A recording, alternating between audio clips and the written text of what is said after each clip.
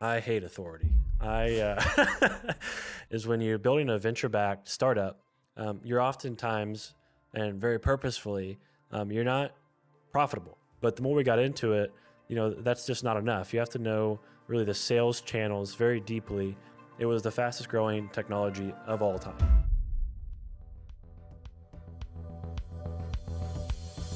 All right, welcome to season 7 of the Middle Tech Podcast. We are happy to be back. We got to take a break, take some time off from releasing an episode every single week. It was great to have some time off, and we got to do a lot over that little month that we had. Really, a lot went on in 2023 in general, which is really what this episode is about, specifically you and some of your reflections on building a startup over the past 3 years. But let's talk a little bit about what we got into during the break. So what did you do during your time off? A lot of time with family.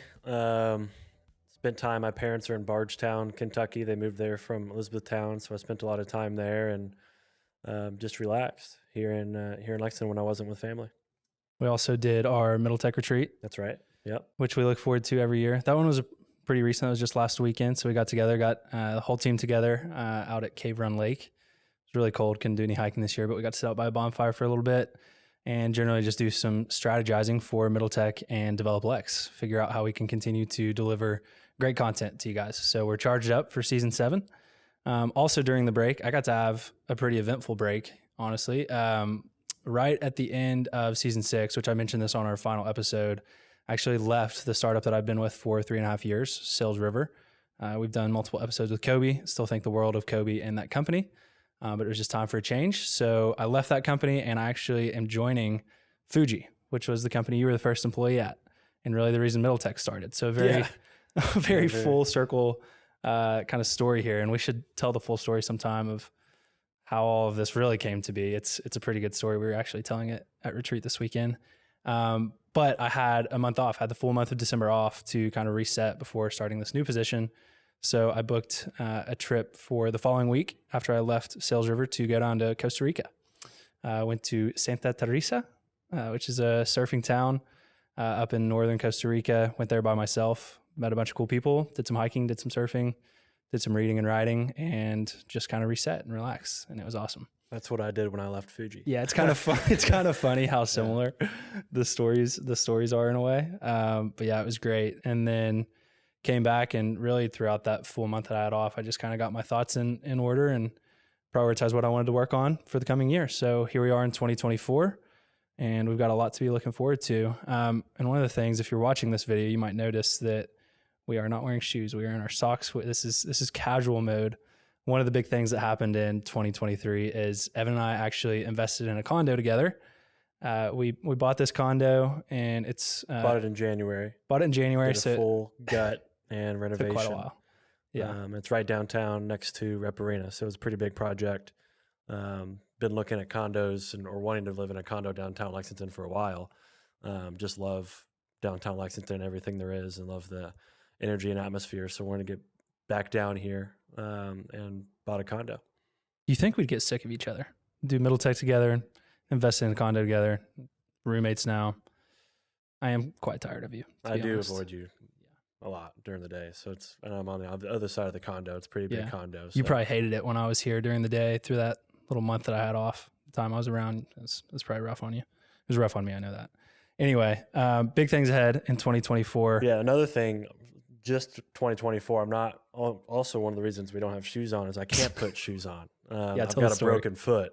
How'd you break it? I broke my foot. I don't have a good story, but I was just taking off a pair of pants, and my foot got caught in the pant leg, and then I tripped over a pair of shoes, and I went flying. So not a good story, but I broke my foot on the first day of the year, and I've been dealing with that. So I've got a big boot that goes up my entire leg because I didn't break the best. The bone I broke wasn't the best one you can break. It's a pretty important bone. So I got 4 weeks in a boot, and then if it heals okay, then I won't need surgery. So hopes to good healing. If you see Evan hobbling around Lexington, be sure to take a video. I think he was spotted in Rep Arena last night. Somebody caught me hobbling down the stairs.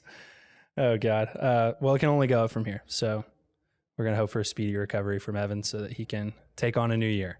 But before we get into this episode, like I mentioned, we're going to be talking about Evan's reflections from 3 years of building a startup. I do want to make a quick disclaimer here for confidentiality.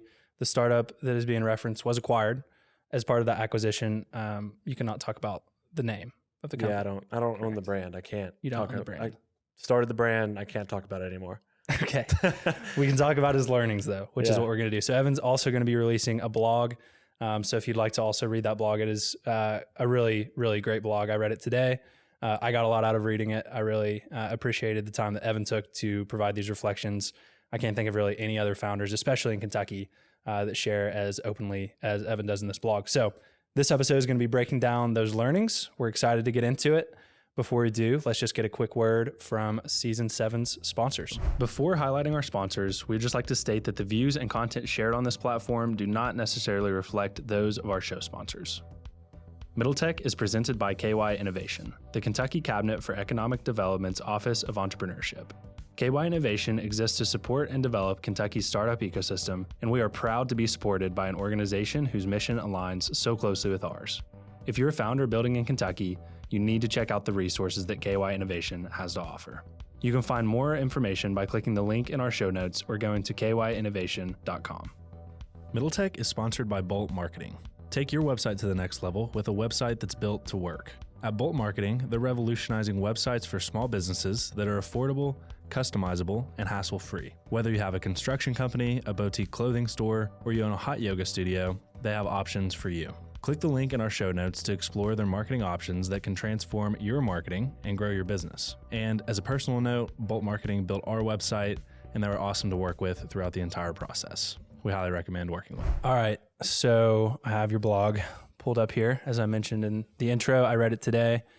I thought it would be an appropriate first episode of the season just to kind of catch everyone up on what you've been doing over the past 3 years. So, you know, you've done a really good job sharing about it. This is kind of a culmination of all the things that you learned through that entire process. You kind of have now seen the full arc of a startup from start to finish to acquisition. And we'll talk about, you know, your thoughts around that acquisition, everything that you learned throughout that. But let's kind of dive into the first part of this blog. And you kind of talk about the early days of building a startup. You refer to the early stages as an art. And I've heard you several times, just in general conversation, refer to the act of building startups and business as your form of art, as your form of expressing yourself. So why don't we just kick things off by talking about what you mean when you say that? And let's dive into this first section of the blog here.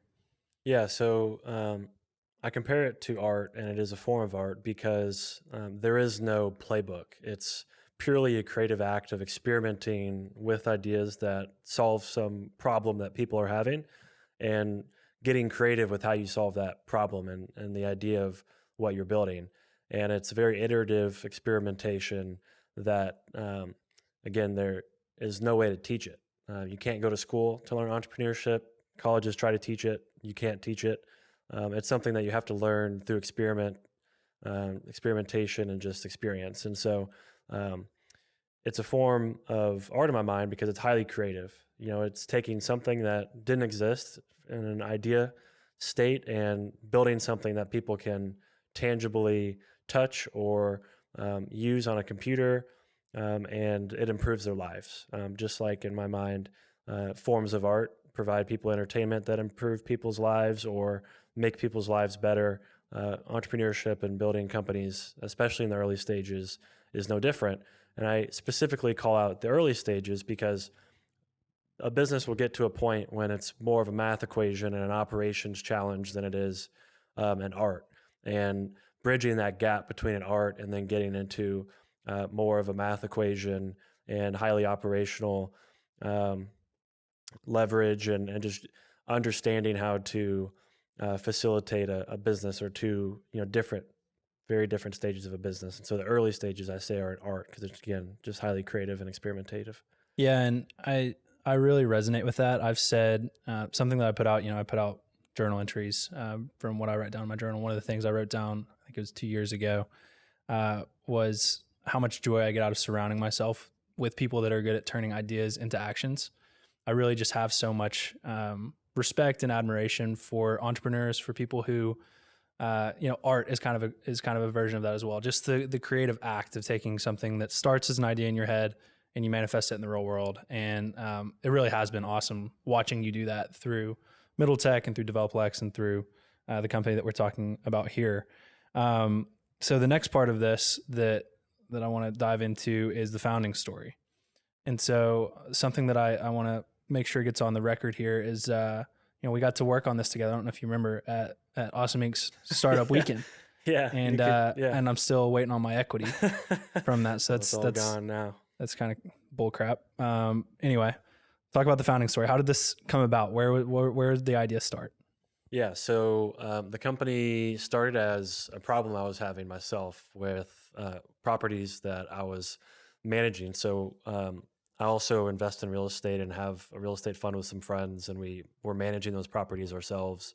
We had several units of tenants that we were managing, and they had my personal phone number. And I wanted to create an app that I could manage those tenants and communicate with them without them having my personal number, because it's really annoying having tenants text you and call you on your personal number when they have issues. And so I wanted to create a mobile platform that allowed me to engage with my tenants and manage their leases and the units all from my phone. And so when I created that, I found that Ryan Harris, my co-founder, was also interested in that. He's a realtor. And so we started tinkering with that idea and just building prototypes, and found another co-founder who was a developer, and then another co-founder who was a product designer named Tanner Wilcox. And we just started experimenting and building out, again, prototypes and minimum viable products that are called MVPs, and just started getting opinions and showing the world, and specifically showing people in the real estate industry what we were building, and getting as much feedback as possible. That's the most important part of an early stage idea, is that you bounce it off as many people as possible. I want to pause you there, because I think that's something that the audience can really take away. Anybody that has ideas, that thinks, oh, maybe I want to start a company one day, one of the things that you do really well is, as soon as you have an idea and you have that idea distilled into something that can be shared with people, you immediately start getting feedback. And just elaborate on that just a little bit, the importance of that, and driving, the company formation or the product formation around customer feedback. Yeah. One thing I've observed about people that say they want to start businesses or be an entrepreneur is they actually stop before they share their idea, because sharing their ideas oftentimes one of the scariest parts, because most people are very scared of being denied or being told that they have a bad idea, and criticism. But that's one of the easiest parts of entrepreneurship, is that once you just have something and you start developing a prototype, or you just want to share your idea and it could be in a pitch deck, you got to share it with people, because if you don't share it with people, then you have no idea if it's worth pursuing. But also, when you start sharing it with people, you're kind of already going down that path, and you're going to gain momentum, and you're going to try to take it as far as you can. And you just got to talk to as many people as possible. And the more people you talk to and the more opinions you get, the better educated you can be on what that next step is. Because again, it's an art, and you've got to figure out how to get it to some form of a science at some point. And really the only way to bridge the gap between an art and business is customer feedback and building something they care about to the point they're willing to pay for it.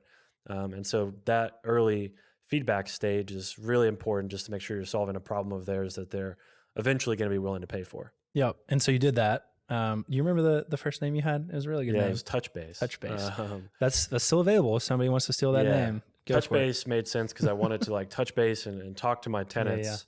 And so that name was good, but Touchbase also wasn't very, if you have to touch base with somebody, you probably don't have the strongest relationship with them. Sure. And we were building, a customer relationship management product. We'll talk about getting to that pivot. So you got all this kind of early user feedback around what you're building.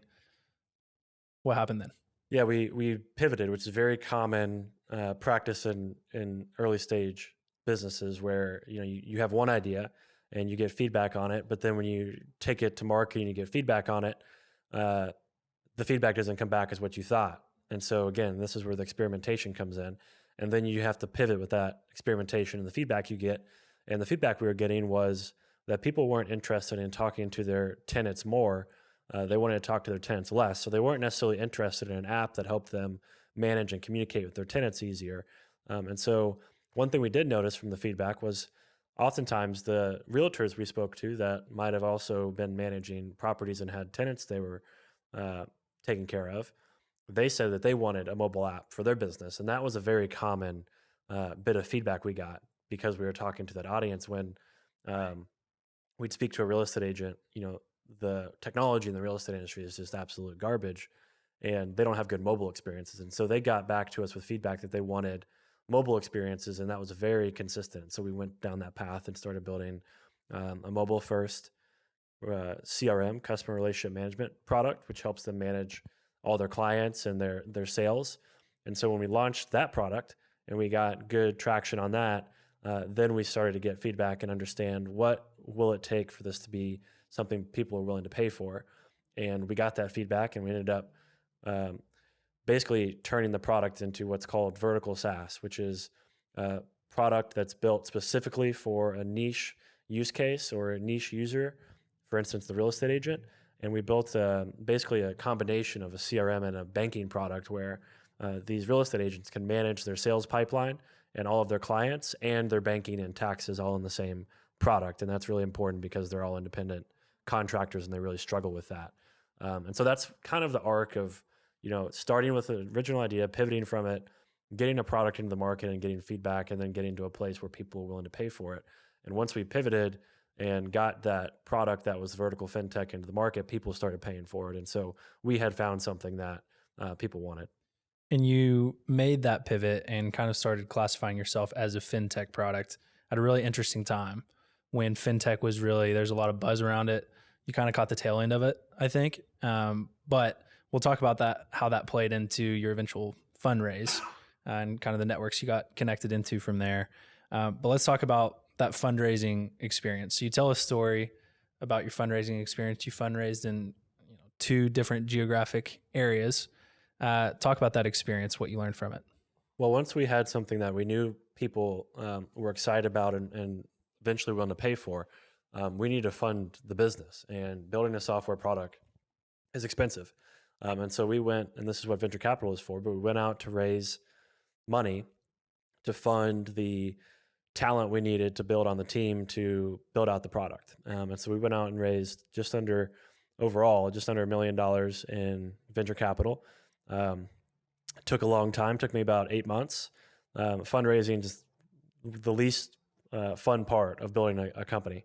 Some people are good at it. I think I fall in that boat of, I think I'm pretty good at sales and raising money. That's what venture capital is. That game is all about sales and building relationships. And so the thing that really kind of held me back and caused the fundraising to take so long was the fact that unfortunately, I love Kentucky, but unfortunately for a startup founder, I'm in Kentucky. And the problem with that is there's just not a lot of venture capital here. And so if you want to get funded, it just takes a long time. The terms are not maybe what they are on the coast.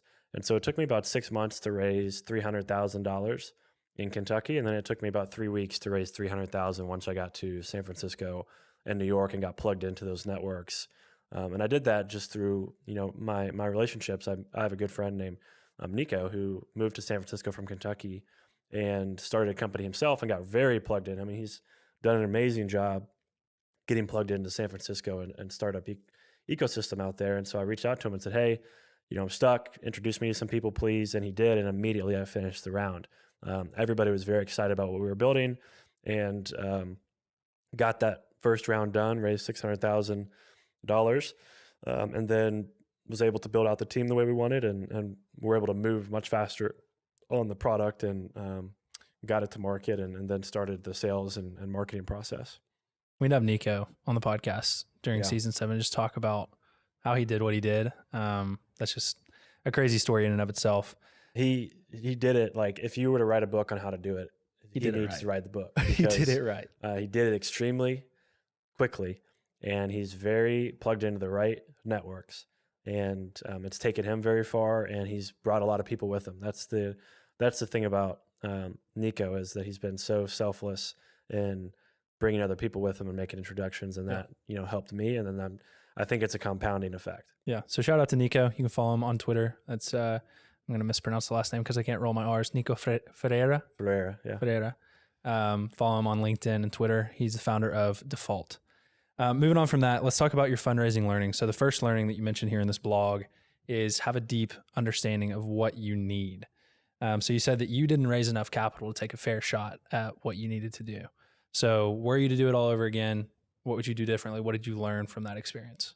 Yeah, so we bootstrapped the product to a place that typically is a seed round. However, there's several stages in the fundraising, and I just alluded to the seed round, but typically you go pre-seed, seed, Series A, B, C, and you keep going.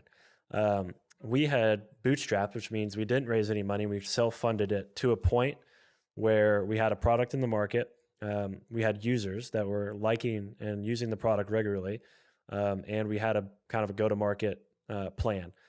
Most of the time, that is considered a seed round when you then raise that money to go to market and raise a seed. And the seed rounds usually is always much bigger than the pre-seed round. But I classified it as a pre-seed round and raised $600,000. And really, ultimately, I should have framed it as a seed round and raised a lot more money. What I think happened was I just made a mistake, and I think just didn't classify it correctly looking back. But the other issue was, again, being in Kentucky, raising that much money in a first round, whether it's a pre-seed round or a seed round, investors here aren't necessarily very receptive or used to that, especially at that time when the market was so hot and so many deals were being done and interest rates were zero. I could have raised a lot more money. There was a lot more interest in our product and what we were building, and the fact I raised $300,000 in just 3 weeks, I could have kept going. But in my head, I didn't. And that was, looking back, I think a mistake because, like you said, I don't think we had the resources to really give the real estate industry and how hard it is to go to market in that space a fair shot. It's a very hard market to penetrate and go into, and it takes a lot of capital and a lot of runway and time to get into that market. So that I think was one learning, was to really deeply understand what stage your business is at and raise based on what milestones you want to hit or what parts of your business you want to de-risk, versus try to put yourself in a bucket and just kind of naively raise some amount that feels right. You really need to be very targeted and methodical and understand where you're at and what you can get, because you want to raise as much as you possibly can without diluting yourself. And if you've got a shot at that, you just need to take it. And even if you raise too much, at least you'll have that capital to last longer, have more runway, and maybe deploy on talent that can accelerate the business. Yeah, for sure. And we'll get into, why it ended up needing more capital dealing with the real estate industry and the MLS and the fragmentation of that data. You have that in here as well, which I think is a very real estate specific, interesting learning that you had. But let's move on to this next one. We don't have to spend a ton of time on this one because I think it's pretty straightforward. You said closely examine the TAM, which is total addressable market, and the market you're going after. And you kind of poke some fun at yourself in this one. And I think it's relevant for a lot more than just real estate. So talk about what you learned in regards to this one. Yeah. So in order to raise venture capital, you have to have a very large market to go after. You have to have $1 billion business. If you want to raise a lot of money, a venture capitalist doesn't want to invest in your business unless it's worth high hundreds of millions, or eventually going to be worth billions of dollars. It's very high stakes. The odds of being successful are very, very low. And so if you want to increase those odds, you have to go after a very large market. And even if you get just a sliver of it, you can still end up building a very large business. And so VCs are extremely interested in that.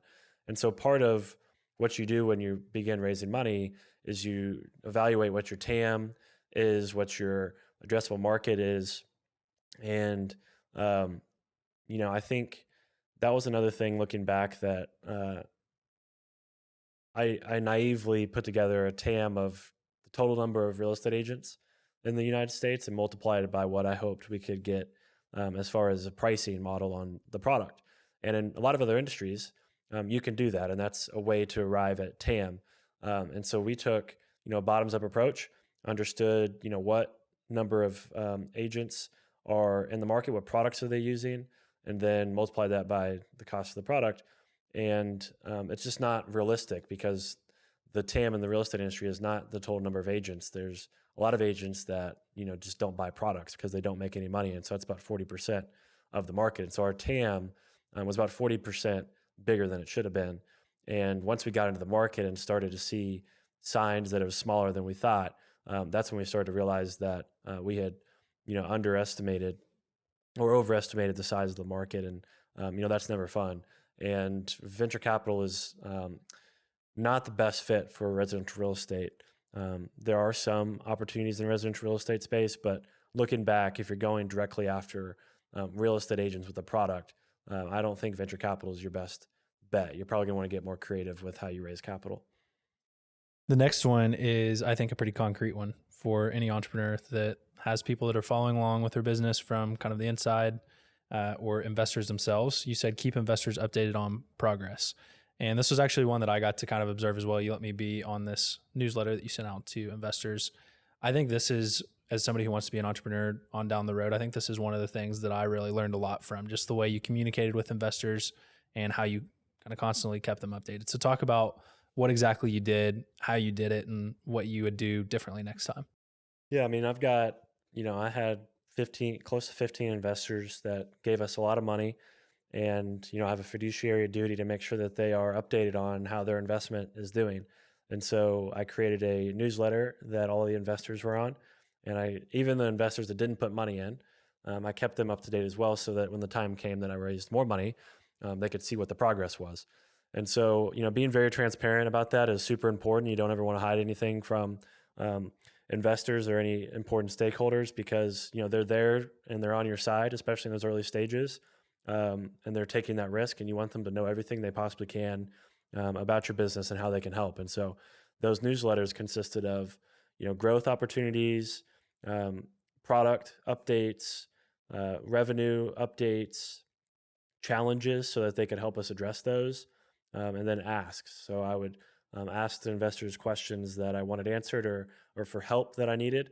And oftentimes they would get back to me with that help because they, again, have a vested interest and an incentive to do that, given they just gave us hundreds of thousands or tens of thousands of dollars. And again, you want to have investors on your cap table that can help you grow that particular type of business. And so a lot of my investors were either previous software entrepreneurs, or they invest in a lot of software, or they have very large networks in the real estate industry or the software industry. And so again, you just got to kind of put yourself out there and be transparent as a fiduciary duty of their money. They're there to help. And so you've got to kind of make sure that you're keeping them in the loop. And the best way to do that, in my opinion, is just an email newsletter. I love it. As the moderator in charge of this episode, I'm not going to give them the fourth learning. I'm going to tell them they have to go read the blog if they want the fourth learning. Okay. Well, mostly just for time, because this is a long blog, and we don't need to dive into every single detail. So you can go and read Evan's blog. It's going to go out on multiple channels, as I understand. So be on the lookout for that. Let's get into team. You had some struggles with the team early on, a lot of learnings around how you compose an early startup team. Let's talk about the struggles with the team, and let's get into some of the learnings around how you assembled the team that helped you build this company. Yeah. So the most important part of building a business is building a team. If you don't have a great team, the business is not going to get anywhere. And that's always the hardest part. So it's the most important, but it's always the hardest part because you got to build a culture, and you got to put people in the seats that are going to get the job done. In the early stages, it's very intense. It takes its toll, and you got to build the right team. And if you don't, it just makes everything much harder. And we had an awesome team. World-class team. I mean, everybody was extremely talented. We just ran into a few roadblocks. So we had somebody just kind of abruptly leave the business with, zero kind of heads up or warning.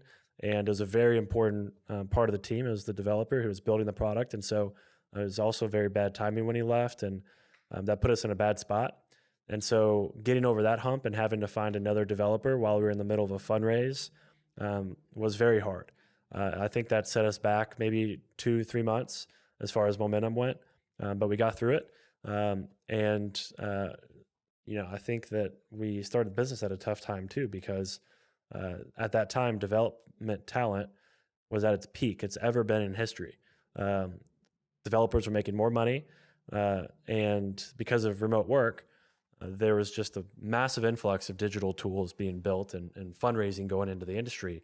And so developers were very hot commodity. And so it was very hard to hire one. But luckily, my co-founder, Tanner Wilcox, had a friend who was the perfect fit. His name was John Arsenstall, and he came onto the team and righted the ship because, again, when that developer left, we had really struggled to fill that seat. But once we did, and we had that core team of Ryan, Tanner, John, and myself, um, that was a world-class team. And so the learning there is just be as ruthless and methodical as you can about building a team, and don't settle. And we did that. We just kept pushing and pushing for the best talent, and we got it. And I think that looking back, there were some things we could have done better. But that was definitely a big struggle, as it always is. It's never easy building a team when you're in those early stages, because you got to get people to buy into something that's not making money yet. It's oftentimes a big risk for anybody to join a startup, especially if they have a family. And it's my job to take care of them, and they've got to look to me to be somebody that's going to take care of them, and ultimately, if they're the main earner for their family. And so that's a really hard thing to do.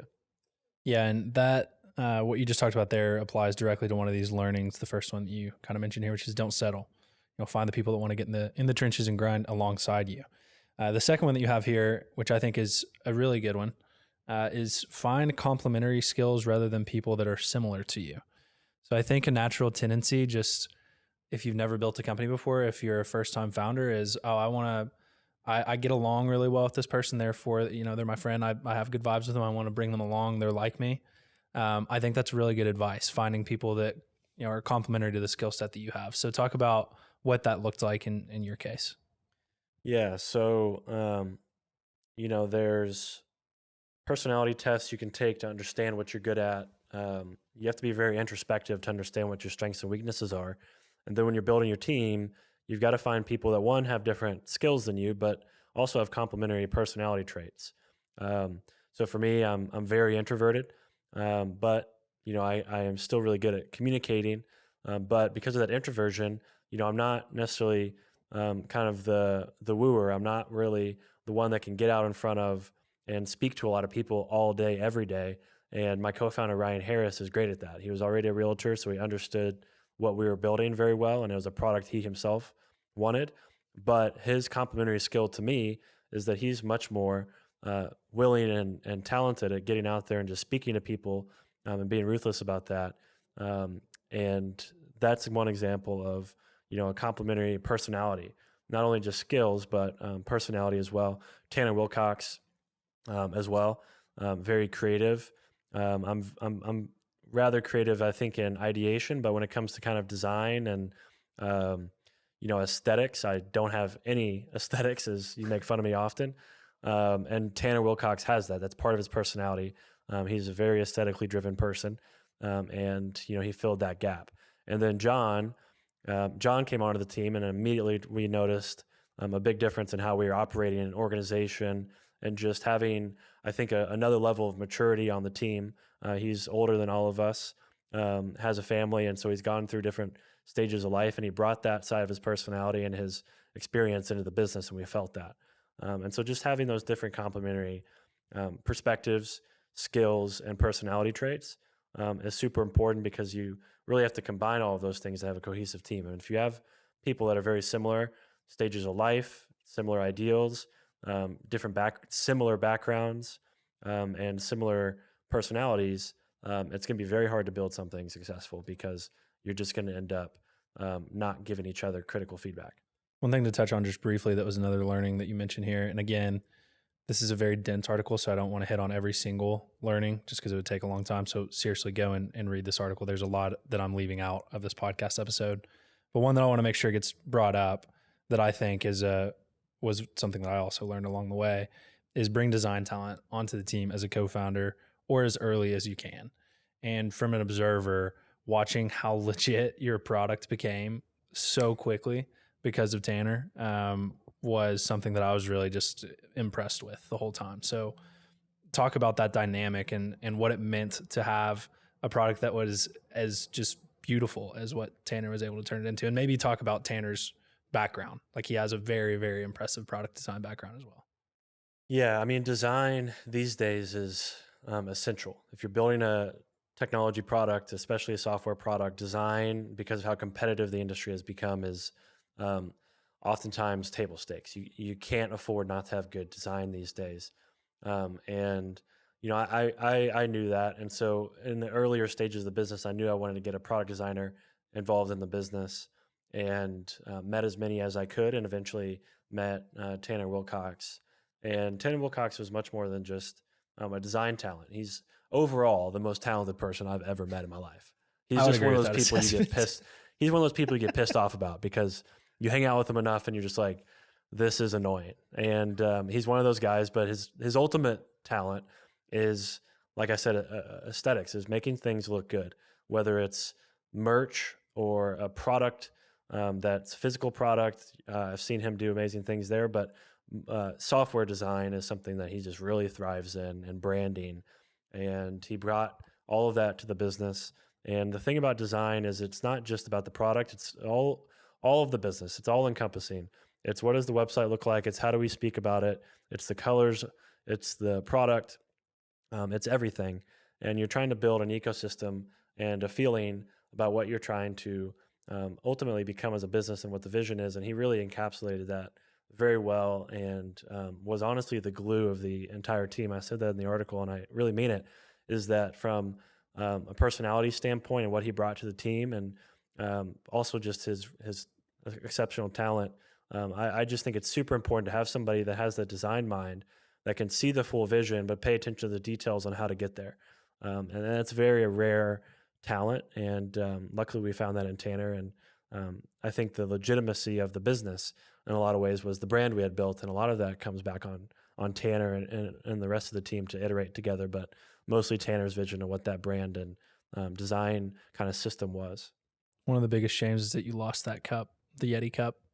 That was one of the best pieces of merch you had. Yeah, just left it behind. merch, That's typical Evan. physical items, the software design. He nailed it all. I have a question that is not within the article, but I think would be a helpful question for the audience and just really anybody that wants to surround themselves with, remarkable, incredible people that can do things like this. How did you find these people? How did you attract these people or become a person that attracts these type of people? Where did these people come from in your life? I mean, a lot of it started with just doing this. I think the more you put out your ideas and you put yourself into the community and you meet people, when it comes time to assembling a team, it's just going to be a lot easier. But for the specific pieces of talent we needed, I talked to as many people as I could. So when I needed development talent and a software engineer, I went to as many of my friends that were software engineers or just any of my friends, and I said, do you know a talented developer? Introduce me to them. And then I talked to numerous developers just to share the idea, show them how serious I was, show them my vision, let them get to know me a bit. And then of the people that, made it through that process, I found, several that were co-founder candidates and then narrowed it down to one. Same with Tanner. I spoke with several product designers, several branding professionals, and eventually one of them introduced me to Tanner. And, it just takes a special person to, one, want to build a company, but two, it takes, them seeing that I'm serious and that I want to build something special and have a vision, and I'm somebody that they can work with and trust. Especially since I'm CEO and, the one that had the idea and is doing the fundraising. Like I said, if they bet on me as that horse that they're going to work with, they need to know that they can trust me and I have their best interests in mind. And especially when we raise that venture capital and they move on to our payroll and they're paying their family's healthcare and their bills with what I'm bringing to the table from a fundraising perspective and as a CEO. I just have to show them I'm serious. And so it's really just a matter of meeting as many people as possible, being a good communicator of what you're trying to accomplish, and then building trust with that person. Yeah. And to take that advice and put my own personal spin on it for people who maybe are not founders or don't aspire to be founders, this is something that really helped me in my journey into the startup space from when I was in college till now, is I view it like the beam of a flashlight is how I've described it before. Early on, I just knew I wanted to be involved in startups. I had no idea what kind of startup or what kind of position I wanted in a startup. I just knew I wanted to be involved in startups. So I had a very wide flashlight beam, so to speak. And I would just meet with people who were even tangentially involved in the space. I would tell them that's what I wanted to do. And then I kind of figured out ways to narrow. But my advice to any young, ambitious person that wants to meet more people and just, network with people that are doing things they find interesting is just invite people to coffee, pay for a lot of coffees, pay for a few lunches, get out there with people and be able to articulate what it is you want. The more precisely you can articulate what you want, the more likely you're going to be to get that and for people to actually want to help you get what you want. So it's something that I kind of resonate with that piece of advice as well. Let's move on to talking about product development and go-to-market learnings. I'm going to skip to one of your learnings that kind of encapsulates, I think, a few that's going to give you kind of different avenues to talk about different learnings. You say that if you enter a niche industry that is extremely complex and you don't already have deep domain experience in it, find a consultant or advisor to hold your hand as early as you can. And so I want to use this one as an opportunity for you to talk about the complexity of the real estate space, what you kind of learned from that, and then just in general, where this learning came from. Yeah.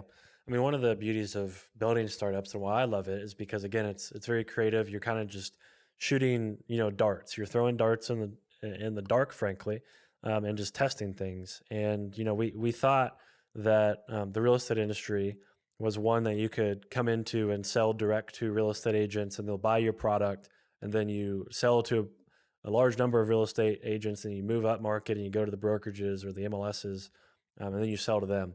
But that just didn't end up being the case, and that's where startups get hard. Is you try things, and if they don't work, you got to figure out new ways of getting around that obstacle.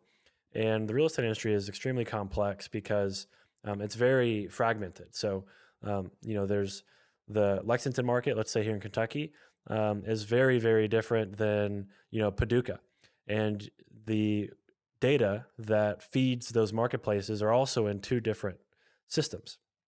So to scale across the United States and do it in a way that you might need to ingest MLS data, which we really wanted to, but also because of that fragmented nature of real estate agents being extremely local and not having necessarily nationwide network effects, makes it very hard to go to market because these are independent contractors and they buy products for themselves oftentimes, and they might not tell their other agents in their market because it's competitive, and so we had these ideas and theses on how we could go to market, and none of them just ended up playing out, unfortunately. And a lot of that just comes back to that extremely fragmented, local and independent contractor-driven industry that makes it very hard to penetrate with any product. And we never truly figured that out, and that's ultimately why we needed to sell the business. Was we just couldn't figure that out. And so that's not only go to market, but it's also product. And so because of that complexity and not being able to figure out that go to market, looking back, we could have built the product in a different way that might have been more conducive to a more effective go-to-market strategy. And so when I say, if you don't already have extreme domain experience, which honestly we thought we had, because I, had been really deep in the real estate industry as an investor, and my co-founder Ryan was a realtor, and so he was, who we were selling the product to. But the more we got into it, that's just not enough. You have to know really the sales channels very deeply, and we just didn't understand the brokerage and the MLS sales channels. The MLS, the multiple listing system, and those channels are very, very hard, complex, and again, local. You got to go market to market, and we just didn't have that awareness. And so we actually did bring on an advisor and a strategic advisor who's been in the space forever, who consults businesses like ours and helps them get to market. Unfortunately, we just did that too late, and we already had our product designed. We already had a kind of a go-to-market strategy, and he really was there to open doors for us. His name was Bill Fowler, and by the time he helped us with that, our product was already very well baked. We couldn't really pivot the product like we would have needed to, and so it was a little too late. And so looking back, if I knew what I didn't know, I would have brought on a consultant way earlier. But unfortunately, we just didn't know. And again, that's just part of the game of startups. Is you just got to keep experimenting. Sometimes it doesn't work out, and by the time you figure out what you don't know, it's too late. Before we move on from the go-to-market learnings here, and I think this actually loops into another learning just about kind of having that hacker mindset. Something that I was really impressed with that you did throughout building this company is the podcast that you started putting out, Prop Tech Pioneers. I thought that was brilliant, and then how you aligned that with conferences and like going to conferences and getting your foot in the door with the right people and just like working your way into the industry via those channels. And I thought that was really smart just because I saw a lot of similarities while I was at Sales River and opportunities where it would have been incredible for us to be doing the same thing. You know, we got a lot of our brand recognition from conferences as well. So maybe just touch on that briefly, the importance of you're essentially taking the gatekeepers away from the learnings that you had from the space by doing that content. And I know that's something you're passionate about. So maybe just touch on that real briefly here. I thought that was one of the cooler parts of, everything that you did here was that you shared everything kind of in real time as you were learning it. Yeah, I mean, you started off saying kind of the hacker piece of go to market, and what that means is like, hackers in the sense everybody I think understands them is it's hackers penetrate systems in a really effective way that allows them to accomplish a goal, and they do it in a very kind of systematized experiments and just try to again infiltrate some kind of system. And when you go to market, you're kind of doing the same thing. You're doing a lot of experiments and you're trying a lot of things to figure out where promising data is that allows you to take a product to market. So, you're testing Google search ads, you're testing Instagram ads, you're testing podcasts, you're testing conferences, and wherever you get the highest ROI or the lowest CAC is where you need to go. And CAC stands for customer acquisition cost. And so that hacker mindset is just the ability to be able to try a lot of things and then see which one's most effective. And we tried everything. And by the time we figured out, I think, a really good strategy, which was just heavy relational conference work, and then getting myself and positioning myself next to the thought leaders by doing a podcast, which nobody in the real estate industry is really doing great podcasting and creating content. And I noticed that. And so I started to do that. And I positioned myself alongside of very well-known executives in the industry. And I just interviewed them and shared their insights because I didn't have that. If I had the insights that I had by the time I started doing that podcast and by the time the business had been sold, well, I would have built it much differently. And so I wanted to really figure out a way to share that and marry that with my go-to-market. And it was really working well. But by the time that started showing a return on investment, we didn't have any money left. And so, again, it's a lot of iteration. And unfortunately, I think we found something that was working for us, but it was too late. Yeah. So let's transition to talking about that eventual acquisition to the extent that you can. I think, as you talk about in the article, the kind of the main things to pull away from this was how the acquisition came to be. So it was not something that just like spontaneously happened. It's through relationships, essentially. I think that's an important takeaway from that. And then why it went smoothly, what you had done in the early days to prepare yourself for an acquisition to occur. And then really anything else that you're allowed to say that you want to say about the acquisition, we'll use that time for this as well. Yeah. So we were just put in a position where it was either we sell the business or it goes to zero and nobody gets anything. And so the reason we were in that position is when you're building a venture-backed startup, you're oftentimes and very purposefully, you're not profitable. And we had not built a profitable business. But we had built something promising and something that had value that a lot of people were very interested in. And so the position we were in was I couldn't get another round of fundraising done because we just didn't figure out go to market. We didn't have enough traction to get that next fundraise. And so it was either, again, the business just got dissolved and nothing ever came of it, or we sold what we had built and the brand we had built. And, that's the direction we took as, again, it's my fiduciary duty to make sure investors have the best outcome as possible. And over time, as I navigated the industry and built great relationships, I kind of, had those relationships built that I knew eventually would either be a successful exit or this exit where, is the best outcome. And I had met the people that acquired us about a year prior. We had gotten some great press and PR in the industry. Again, a lot of people were very excited about what we were building. And so this company reached out to me and said, hey, we're super interested. Let's stay in touch. We want to continue to learn more. And by the time that I knew we weren't going to get that next round of fundraising done, I reached out to them and said, hey, let's reevaluate. I know you're interested in this. Let's figure out a way to work together on this. And they were interested and they were willing to move fast. And we had several other parties interested as well. And it was just a matter of which one was willing to move the fastest given we didn't have much runway left and we had to return capital, and it went very smoothly. We had positioned ourselves well to be acquired, just given how great the product was, how good our brand was, and how well known we had become in the industry. And they had everything that we needed, which was the more built out, mature distribution channels, which means they could have bought our product and then shared it and distributed it through their existing sales networks and relationships. And they also had the data relationships that we wanted, which was the multiple listing systems across the US all have some form of data that you can plug into as a software product. It's just very hard.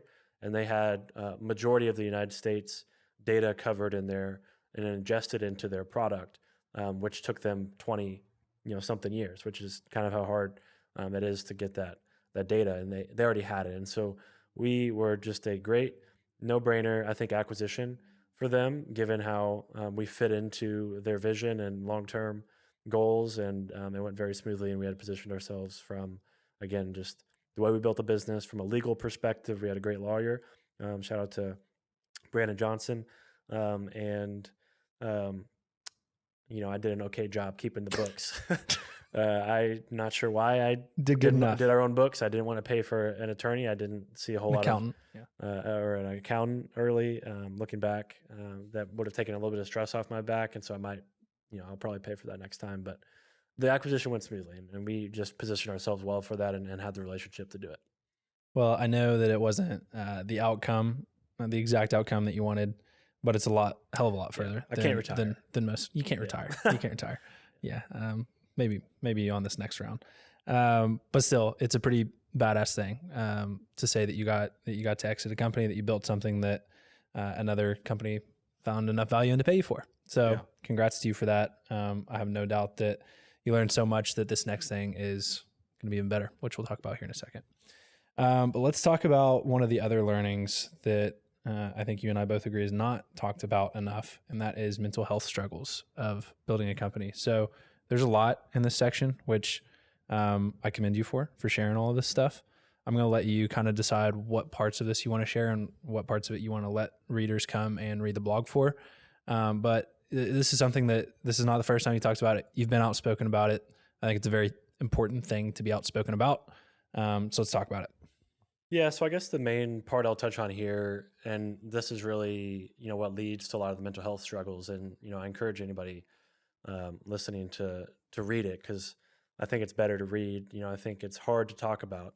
But the things that, I'd want to touch on is just when you get into the startup game, and especially when you do it from a venture-backed perspective, and you're raising the venture capital and you build a team and you're taking a product to market and you have such little time to accomplish the goals because of how fast the pace of building a startup has to be, it really takes a toll. And it takes a toll from several perspectives. One is it's so stressful to have all of that responsibility on your back. The other thing is the time, how much time you consume building a business.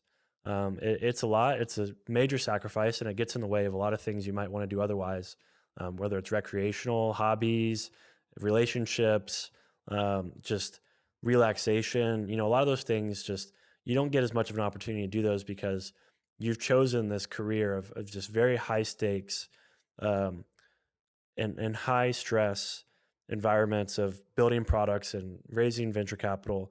And hiring teams, and you as the CEO, but any co-founder, oftentimes goes through, that major stress of building a startup, and having the lack of time to do other things that normal people or other people would want to do. And so those are two things. The other one is, and then I'll let, if you have a question on any of it, I'll let you ask a question. But the last thing that I'd mention on this podcast is, as an entrepreneur, you have to be prepared to be told no constantly.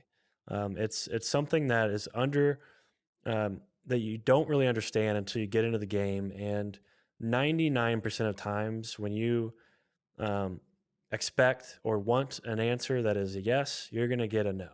Just the ratio of no's to yeses is really hard, and it takes just a massive toll on you. And so that really works itself into your relationships. And you can imagine that if you as a CEO is tackling all of the major problems in your business. And on top of that, you're taking a product to market and pitching VCs, and most of the time you're getting told no, then the people in your life are going to feel that because you're not going to want to deal with their problems. You're not going to want to hear their problems. You're not going to want to have them tell you no as well. And so you just end up avoiding things, or you end up treating people maybe not the way you want because you're just trying to avoid conflict, because your job is nothing but conflict. Like a CEO's job is literally to absorb all of the conflict in a business and turn it into an opportunity. And then when you do that, it's just really hard to have normal, healthy relationships unless you can really maintain that good mental health state. And so that's probably one of the things that takes the biggest toll, is just constantly just being told no. And it's unavoidable. It's something that not many people can tolerate.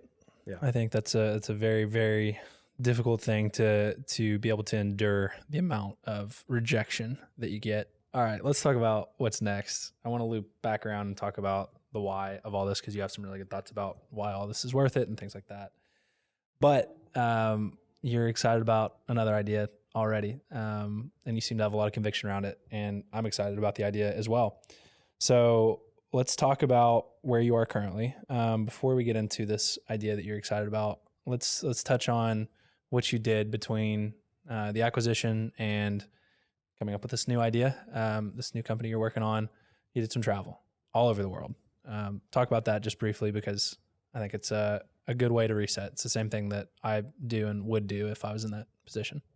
Yeah. So when the company was coming to an end, and we had been going through the acquisition process, I started traveling.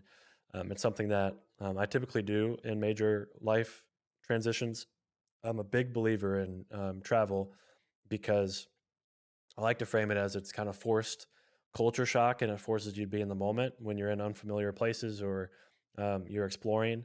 You can't really think about normal life. It's an escape. And so I had traveled the world after we had gotten acquired, and went to first Montana, and did a backpacking trip with some friends, and climbed some mountains, and went to Glacier National Park, and then a really big wilderness called the Bob Marshall. And then I went to Europe. I went to Portugal and Spain, and then I went to Southeast Asia. And so these are all places that I had wanted to go, and I had an opportunity between businesses, and took it. And it's very therapeutic, and I got time to reflect and write this blog, and write a lot of other things, and just do a lot of research on what I wanted to do next. I kind of had an idea, but I wanted to do a ton of research, and I had that opportunity during that break. I appreciated that you put the snorkeling pic that took you down in Mexico on there. That's a classic picture. Go check out the blog if you want to see that. Let's talk about what you're tinkering with. So kind of as you're building the company, large language models burst onto the scene, AI, OpenAI, ChatGPT takes over the conversation. So you start paying attention to this. As you say in the article, you view this as the real deal. Take it from there. What did you start thinking on? Where did your mind immediately go when you saw what was happening in AI with large language models? Yeah, so I first started following OpenAI very, very early, when Sam Altman and Greg Brockman launched the business. I saw them launch it on Twitter, and I saw that they were dealing with a new type of technology that was powered by transformers, which is a new kind of technical like the robots? architecture. Not the robots? No, not the robots. And using this new architecture, they were building a very interesting technology that is known as now large language models. And so I had been following it for a while, and actually got access to their API way before ChatGPT, and was actually playing with ChatGPT before it was even a product. And I immediately remember seeing what it was capable of, and I was actually sitting next to my mom, and I showed her what I was doing on it, and I said, look at this. I can put in a question about anything, and it returns an answer in a very conversational manner. And I don't think people, especially my mom, understood what I was showing her, but I did. And it was essentially, we've created a way to have conversations with computers, and this new architecture was enabling that. And we've basically gotten to a point where computers understand fully language. And I saw that potential. And when ChatGPT launched, which is what everybody's now familiar with and probably using, it was the fastest growing technology of all time. And so artificial intelligence, when I say it's real deal, it's unquestionably the biggest technological shift and revolution, whatever you want to call it, of all time. This is a bigger deal than anything previously. Of course, it's building on electricity, it's building on the internet, but as far as the impact it's going to have on the human species, this is going to be multiples bigger than both of them, because we've essentially taken all of the world's knowledge that's on the internet and all of the world's language and put it into a computer, and it understands intuitively how to use it to reason, use probability to spit out what we want to accomplish and get out of a computer as an output. And so I deeply and kind of intuitively began to understand what was happening. And then again, when ChatGPT launched, I observed how people were using it.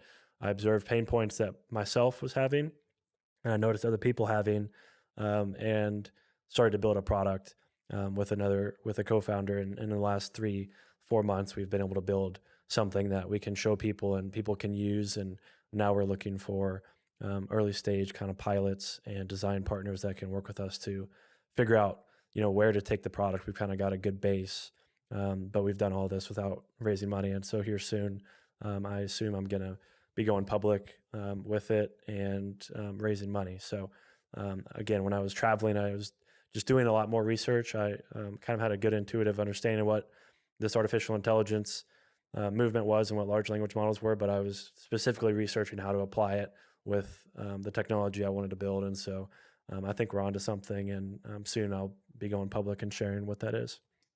Yeah, just from what you've shared and kind of your thesis you're proving out with it, it seems like there's something there for sure, and something to kind of loop back to the conversation we were having about the acquisition, and you talked about losing investor money, and the newsletter you sent out. I think it'd be worth sharing. How did investors respond to you when you told them you lost their money, and as it relates to what you're tinkering with now? Yeah, I mean, there's not many people that are willing to put themselves in my shoes, and I'm self-aware of that, and investors are aware of that. And so as long as I give my all and I'm transparent with them and I'm working hard and I'm capable of building a good team and building a product and sales, if I fail on the first one, then they're going to continue to bet on the next one if they align with what we're building, because they see the potential in me. And again, there's not many people that are willing to do this. And so investors are out there looking for continued investment in talent. And as long as you position yourself, again, as somebody that's willing to take that risk and work as hard as you can and come up with ways to solve problems, there will be investors. And so when I told investors that unfortunately I was losing a lot of their money, most of them said, let us know when you're doing the next one. We'll be interested. And I think that is a big confidence boost to, one, start a business and go from zero to something, and then to acquisition and be rather disappointed in the way that it ended. An acquisition's oftentimes celebrated, but in some circumstances, it's not something to be celebrated, even though that we're proud of what we accomplished. Having those investors on the other side say, hey, we're proud of you. This is an accomplishment in and of itself to build a business that can be acquired, and we'll bet on you as a horse next time, is a big confidence boost. So I would just say to founders, as long as you're giving your all, you're transparent, and you continue to learn is the most important part. If you show that you're learning, that money in the form of investor money, if you have something that's feasible and promising, again, it will be there. Because again, there's maybe tens of people in the state of Kentucky that are willing to do this. And there's investors that want to give them their money. And that is the same thing across the whole world. There's not many people willing to take the high stakes, venture backed startup road, and investors really want it because there's so much potential. And so if you're one of those people, then the money will be there if, again, you do those things that the investors want to see. You're so special. You're just so unique. All right, looping back. That's some great stuff. I tease. It's just because we love shitting on each other. All right, back to talking about why all this is worth it. You wrote some really good stuff about how you think about entrepreneurship, why you enjoy doing this. You wrote kind of you wrote 5 or 4 reasons for why this is worth it to you. I'm going to pull out a couple of these that I'd love for you to just elaborate on, or things that I really resonated with. First of which being learning velocity is absolutely insane. This is something I've experienced on the second hand, just being involved with a startup. I can only imagine what it's like when you're leading the charge and actually building the product. Talk about the learning velocity of building and why that makes it worth it to you. Yeah, so I'm somebody that just constantly wants to learn and challenge myself, especially just at this stage of my life. And when I first became aware of startups, and I did it myself my freshman year of college, um, the pace at which I was learning, I had never felt before. I went to a very hard high school that prepared me kind of mentally to challenge myself, but I had never felt that challenge, and I really liked that feeling. And as soon as I started that company with friends my freshman year and ultimately dropped out because college, I realized I couldn't learn as fast as I could building businesses. Um, I've just been kind of super attracted to this idea of when you want to learn something, whether it's AI or real estate or anything that you're passionate about, the fastest way to learn is to just build something or start a business or try to sell something. And I just want to continue to try to do that throughout my career because the amount of stress and the amount of challenges that you have to overcome as a founder, you cannot find anywhere else professionally.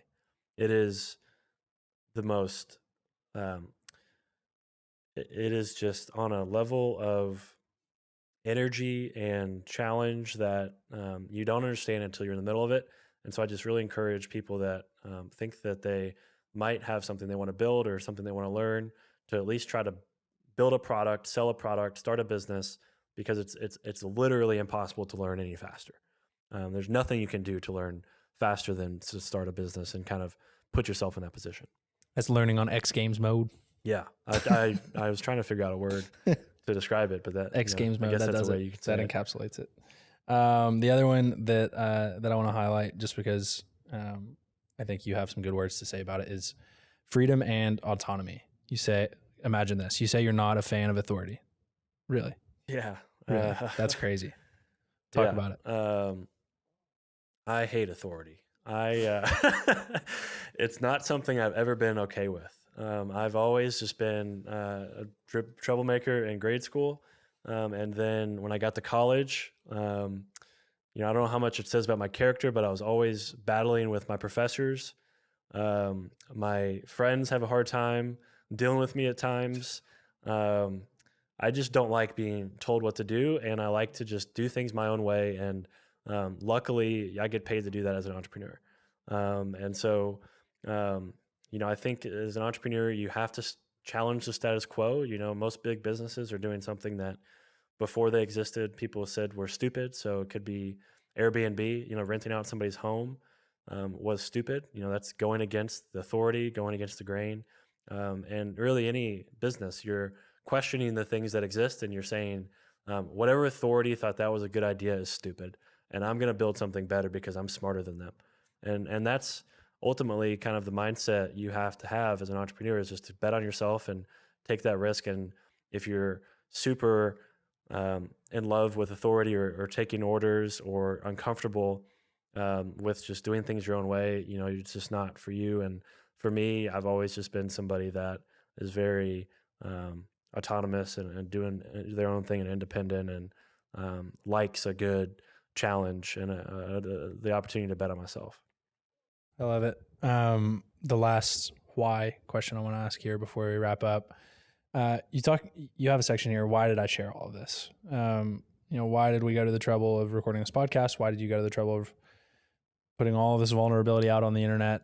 Talk about why. Why did you share the things that you shared here? Well, I just know how much I love it and how much it's changed my life, and how much entrepreneurship changes the world. And I think that we need more of that in Kentucky. And I think, the fact that the Middle Tech podcast exists, is part of that. When I got interested in startups and was building Fuji, and there was no awareness. There was very few entrepreneurs that were sharing their story in Kentucky. And so if there were younger entrepreneurs trying to come up in Kentucky and build something, they had nowhere to go as far as content to consume, stories to learn from, and people to look up to.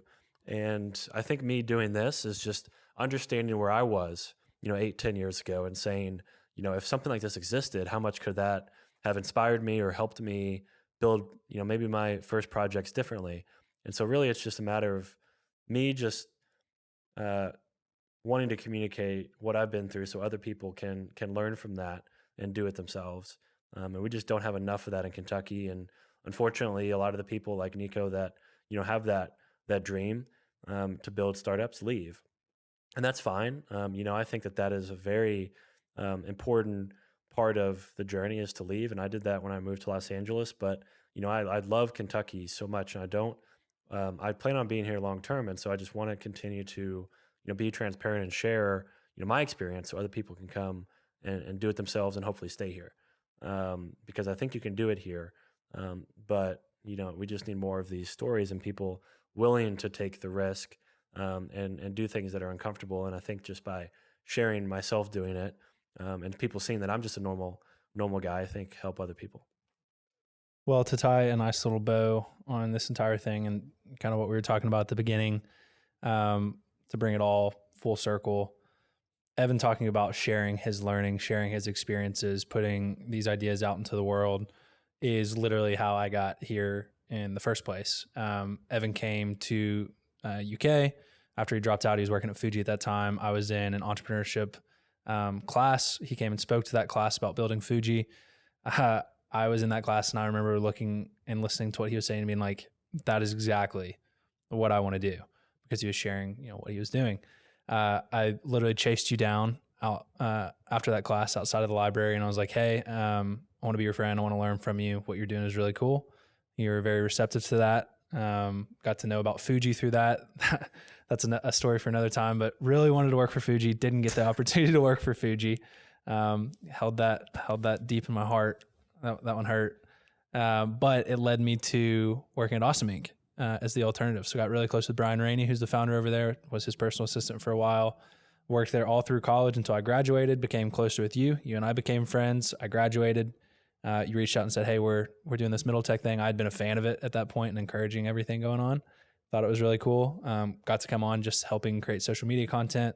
One thing led to another. I ended up as the co-host. We interviewed Kobe Hastings, which is the founder of Leadrilla, Sales River, the company I just left. I ended up joining them as their 5th employee, gaining just an absolute ton of experience. The learning velocity, like Evan said, was insane. But I think through all this, the common thread, as I mentioned, I went about all of this because I wanted to be a founder. I wanted to go down that path.